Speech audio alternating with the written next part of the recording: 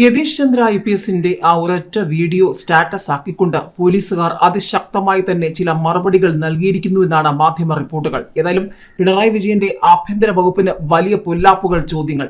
ആഭ്യന്തര വകുപ്പിനുള്ളിൽ പോലീസുകാർ തന്നെ പല വിഷയങ്ങളിലും കൂട്ടയടി തുടരുകയാണോ അതോ ആശയക്കുഴപ്പങ്ങളാണോ? ഏതായാലും തൃശൂർ പൂരം അലങ്കോലമാക്കാൻ ഇറങ്ങിയവർക്ക് ഇപ്പോൾ എട്ടിന്റെ പണിയാണ് കിട്ടിയിരിക്കുന്നത്.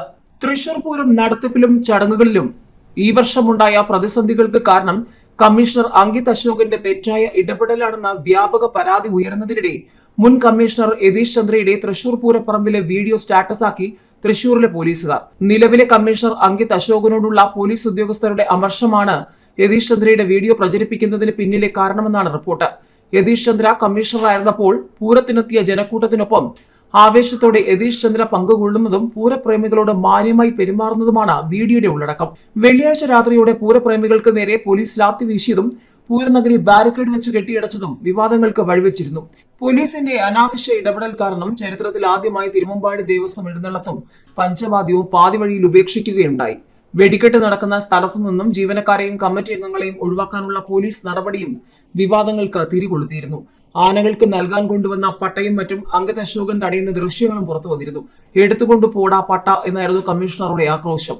ഇതിനിടെയാണ് മുൻ കമ്മീഷണർ യതീഷ് ചന്ദ്രയുടെ വീഡിയോ പോലീസുകാർ പങ്കുവെക്കുന്നു എന്നുള്ളതാണ് ശ്രദ്ധേയം.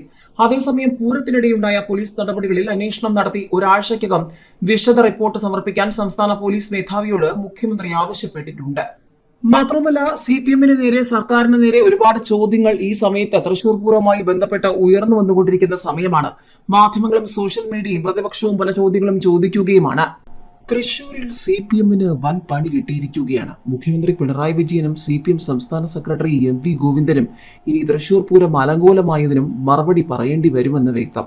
തൃശൂർ പൂരത്തിനിടെ പോലീസ് നടത്തിയ അതിക്രമങ്ങൾ ആസൂത്രിതമെന്നുള്ള ആക്ഷേപവുമായി പലരും രംഗത്ത് വന്നതോടെ ആഭ്യന്തര വകുപ്പിനും സർക്കാരിനും വീണ്ടും ചോദ്യങ്ങൾ. ഇക്കുറി മാസങ്ങൾക്ക് മുൻപ് മുതൽ പൂരം നടത്തിപ്പ് പ്രതിസന്ധിയിലാക്കാനുള്ള ശ്രമം സർക്കാർ സംവിധാനങ്ങൾ തുടങ്ങിയിരുന്നു എന്നാണ് ആക്ഷേപം. പ്രതിസന്ധി സൃഷ്ടിച്ച പൂരം നടത്തിപ്പ് ഏറ്റെടുക്കാനുള്ള ശ്രമമാണ് ഇടത് സർക്കാരും ദേവസ്വം ബോർഡും നടത്തുന്നതെന്നാണ് പൂരം സംഘാടകർ പറയുന്നത്. പൂരം പ്രദർശന നഗരിയുടെ വാടക കുത്തനെ കൂട്ടിച്ചോദിച്ച് കൊച്ചിൻ ദേവസ്വം ബോർഡാണ് ആദ്യം പ്രതിസന്ധി സൃഷ്ടിച്ചത്. 40 ലക്ഷം രൂപയോളമാണ് മൈതാനത്തിന് വാടകയായി പൂരം സംഘാടകർ ദേവസ്വം ബോർഡിന് നൽകുന്നത്. ഇത് 2 കോടിയായി വർദ്ധിപ്പിച്ച് നൽകണമെന്ന് ബോർഡ് ആവശ്യപ്പെട്ടു.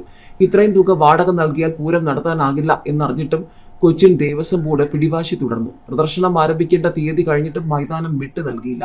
പൂരം സംഘാടകർ പലവട്ടം പരാതിപ്പെട്ടിട്ടും സർക്കാരോ ജനപ്രതിനിധികളോ ഇടപെട്ടില്ല. ഒടുവിൽ പൂരം നടക്കില്ലെന്നും വൻ പ്രതിഷേധം ഉയരുമെന്നും വ്യക്തമായപ്പോഴാണ് മുഖ്യമന്ത്രി ഇടപെട്ട് പഴയ വാടകയും 8% വർധനയും മതിയെന്ന് തീരുമാനിച്ചത്. അപ്പോഴേക്കും പ്രദർശനം തുടങ്ങേണ്ട സമയം വൈകിയിരുന്നു.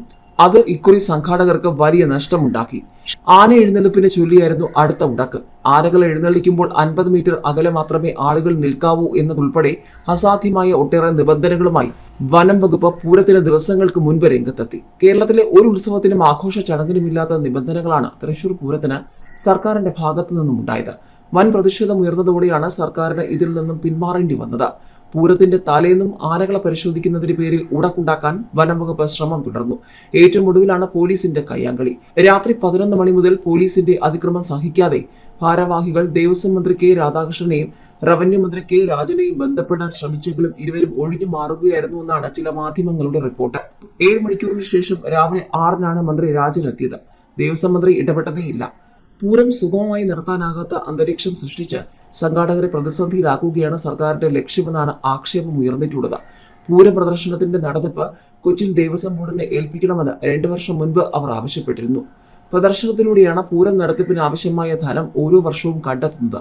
ഇത് കൈമാറിയാൽ സമ്പൂർണ്ണ നിയന്ത്രണവും കൊച്ചിൻ ദേവസ്വം ബോർഡിന്റെ കയ്യിലാകും. സംഘാടകർ കൈമാറ്റത്തിന് വിസമ്മതിച്ചതോടെയാണ് സർക്കാരും ദേവസ്വം ബോർഡും ശത്രുതാപരമായ നീക്കം ആരംഭിച്ചത് എന്നാണ് ആക്ഷേപം.